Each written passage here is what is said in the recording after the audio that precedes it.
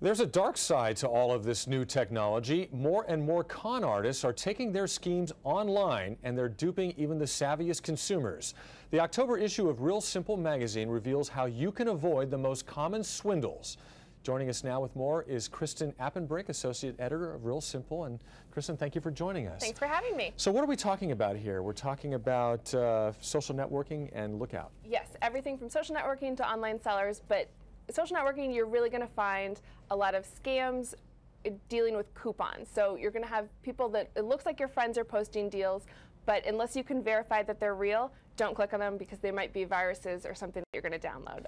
A common one out there is this, $1,000 gift certificetwork for IKEA. Right. So click on it and let's get this great. I mean, a lot of brands will run promotions on their Facebook pages or through social networking, but they're not going to ask you to download anything or give your personal information. You really want to check if you can verify the source. Great. If not, don't download it, and check Snopes.com. They have a lot of myth busting on that.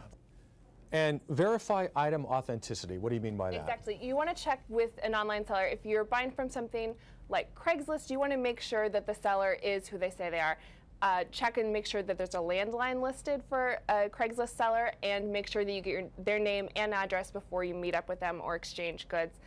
In terms of retailers, you want to make sure that they have a website and address and phone number listed so that you can contact them. And the best thing to do is pay with a credit card so that you can dispute any charges later. That's a good idea for sure. And what about like groups that are asking for money, nonprofit groups? Check their status. Right, exactly. We see a lot of charity cons after disasters like Haiti or the oil spill, and you really need to check and make sure that the website address is correct and that the organization name is correct, because America's Red Cross is not the same as the American Red Cross.